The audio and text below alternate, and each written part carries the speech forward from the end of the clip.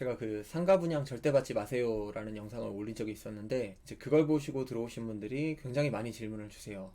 상가를 제가 잘못 분양받은 것 같은데 이거 어떻게 해야 하나요? 이때 이제 제가 할 수 있는 방법들에 대해서 하나하나 좀 메일이나 카톡으로 이렇게 설명을 드리다 보니까 너무 좀 이제 버거워졌어요. 너무 많은 문의가 들어오고 일일이 이제 대답을 해드리기에는 너무 버거워서 제가 요거를 짧게 한 3개 정도 영상으로 나눠서 한번 말씀드려 보도록 하겠습니다.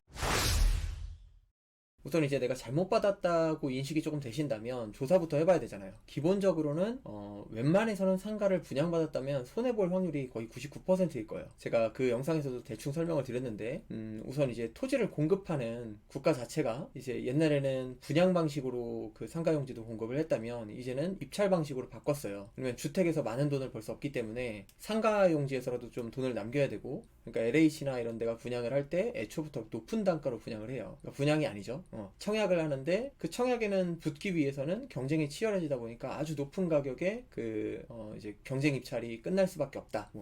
그렇게 되고, 그러면 높은 가격에 안 받으면 될 거 아니냐 이렇게 생각하실 수 있는데, 건설사라든지 시행사들의 생리는 이게 회사를 무조건 굴려야 돼요. 그러니까 조금이라도 손해가 나더라도 회사를 이제, 그래서 이제 손해를 감수하면서까지 입찰을 해서 일거리를 따온다 이런 얘기 있잖아요. 옛날에 플랜트라든지 조선이라든지 이런 데도 똑같거든요. 왜냐면 인력에게 줘야 되는 고정 비용들이 큰데 이 사람들이 놀면 손해가 더 커진단 말이에요. 그러니까 손해가 작아진 수만 있다면 손해가 좀 나더라도 건설을 굴려야 돼요. 근데 이왕 만약에 땅을 입찰받아서 건설을 하고 이거를 분양을 한다면 손해 나는 것보다는 이제 비싸게 파는 게 좋잖아요. 그러니까 당연히 비싼 가격에 일단 책정을 해서 분양 대행사한테 맡깁니다. 그럼 분양 대행사는 이걸 또 팔아야만 수수료가 나오는 구조이기 때문에 이제 영업하시는 분들이 암만 생각해도 이제 상식적으로 팔 수가 없는 물건임에도 좀 과대 포장, 과장 광고 이런 걸 통해서라도 팔려고 하시는 분들도 계시고, 또는 영업하는 회사다 보니까 이제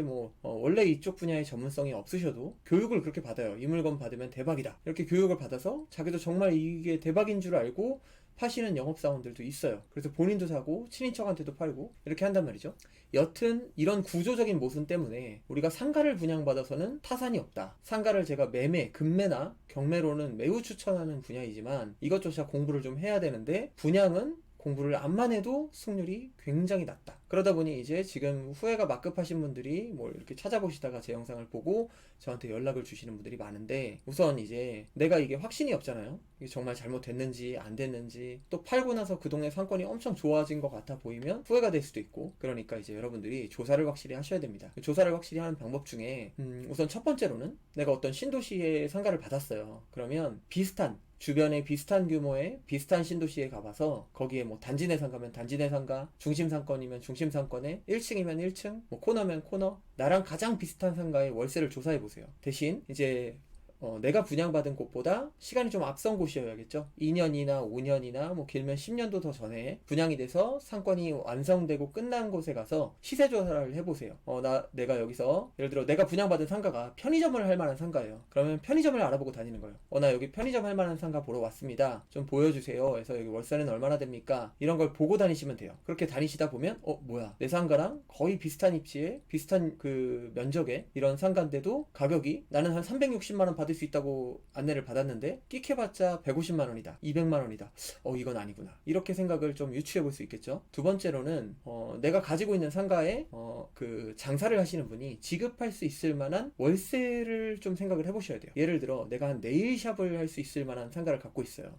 2층이나 안쪽이나 좀 입지가 안 좋은데 여기에다 네일샵 하면 너무 좋다는 둥, 약간 돈이 모자라니까 그런 설명을 듣고 투자를 했다면 네일샵의 창업 상담을 하는 곳에 가보든가, 아니면 그 네일샵을 직접 운영하시는 분들한테 찾아가서 한번 물어보세요. 음료수라도 한 박스 들고 가서, 안녕하세요, 제가 사실은 네일샵을 좀 관심 있어 하는데 네일샵에서 감당할 수 있는 한 달에 월세가 얼마나 될까요? 그래서 내가 분양받을 땐 200만 원 받을 수 있다고 설명을 들었는데 실제 그런 케이스가 있어요. 그래서 어디라고 말 안 하겠지만 한 250만 원 받을 수 있다고 2층 상가를 분양받았는데 지금 150은커녕 제가 봤을 때 한 6, 70밖에 못 받을 만한 상가인데도 그렇게 분양을 했거든요. 그러니까 이제 내가 실제로 장사를 할 것처럼 해서 알아보고 다니다 보면, 여기서 내가 받을 수 있는 월세가 이 정도밖에 안 되겠구나. 무조건 그 월세 새 상가고 좋은 상가고 입지가 좋다고 월세를 많이 받을 수 있는 게 아니에요. 그 상권에 한계가 있고 그 다음에 업종마다의 한계가 있어요. 그걸 뛰어넘을 수 있을지 없을지 줄지 내가 확신을 가지려면 첫 번째, 주변에 비슷한 그 입지에 완성된 상권에 가서 월세를 알아보는 거하고, 내가 아파트 단지 내 상가를 분양받았는데 어디 중심 상권 가가지고 막 알아보시면 안 돼요. 그리고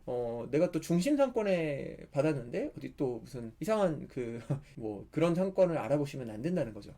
그래서 이렇게 조사를 해보시다 보면 확신이 서실 거예요. 아, 내가 여기서는 가망이 있구나 없구나. 그래서 가급적이면 상가는 영업을 좀 아시는 분이 직접 투자를 하시거나, 영업을 하시는 분이 하시거나, 주변에 장사하는 친구나 물어볼 때가 좀 있으신 분들이 하는 게 훨씬 더 유리합니다. 그래서 장사하는 분이 상가 투자하는 게 돈을 벌고요, 공장 제조업 하시는 분들이 공장 투자하거나 창고 투자하는 게 돈을 벌기도 해요. 그래서 장사를 내가 10년 20년 했어도 돈을 한 푼도 번 게 없는데 상가에 투자해서 그 상가로 돈을 벌었구나. 공장을 내가 제조업을 30년을 했는데 한 푼 남긴 게 없는데 나중에 그 공장이 뭐 30억 50억 100억 이렇게 되는 거거든요. 그리고 이런 부분들이 내가 돈이 없으니까 임차를 받았지 이렇게 생각하시는 분들이 있는데, 돈이 없으면 없을수록 매매로 사셔야 돼요. 대출을 알아보면 뭐 공장이라고 예를 들면, 공장을 우리가 이제 제조업 짓는데 대출도 나오고 운용자금 대출도 나와서 잘만 하면 내 돈 한 푼도 안 들이고 땅도 사고 공장도 지을 수도 있고, 상가도 마찬가지고 창고도 마찬가지거든요. 그러니까 레버리지라든지 이런 걸 잘 활용할 수 있으면 내가 직접 사용할 수 있는 사람이면 투자에 가장 유리하고, 그렇지 않다면 내 주변에 그런 사람들이 많이 있으면 좋고 없으면 이제부터라도 만들면 내가 굉장히 유리해진다, 이런 걸 좀 가지고, 지금 내가 상가를 좀 잘못 받았거나 공장이나 뭐 여러 가지를 좀 잘못 분양을 받은 것 같다라는 느낌이 들면 주변에 비슷한 곳에 가서 상권 조사를 해보시길 바래요. 제가 분양에 대해서 워낙 안 좋게 많은 얘기를 해서 분양은 다 안 좋다고 생각하시는데, 예를 들어 지식산업센터, 서울 시내에 있거나 지하철역과 아주 근접한 곳에 있는 지식산업센터들은 지금 1년에 거의 막 10%씩 오르고 있거든요. 그렇기 때문에 모든 분양이 안 좋다고 말씀드린 건 아니에요. 예를 들어 지식산업센터를 내가 분양받았다 하더라도 내가 분양받으려고 하는 곳 또는 분양받은 곳의 입지와 가장 비슷한 요건, 나는 저기 지방 어디에 지하철역 없는 데를 받았는데 서울 거랑 비교하시면 안 되고 그런다는 얘기죠. 비슷한 거를 최대한 비교를 해보시면 확신이 서실 거고, 그러면 그 다음 스텝, 내가 이거를 지금 손절을 할 것이냐, 아니면 들고 내가 장기 투자로 갈 것이냐, 또는 뭔가 업그레이드를 해서 비싼 가격에 매도를 할 수 있을 것이냐, 이런 것들에 대한 판단 결과가 나올 것입니다. 이렇게 한번 조사를 해보시고 그 다음 스텝을 밟으셨으면 좋겠고요. 한마디로 오늘의 영상을 제가 요약해보면 이거예요. 확신은 내가 노력한 만큼 노력한 데서부터 나와요. 그럼 확신이 없다면 아직은 뭘 하면 안 된다는 얘기예요. 확신이 생기고 나서 투자를 하셔도 늦지 않으니까 투자를 먼저 하고 나중에 물어보시면 안 된다는 얘기입니다. 자, 오늘 영상도 시청해주셔서 감사합니다.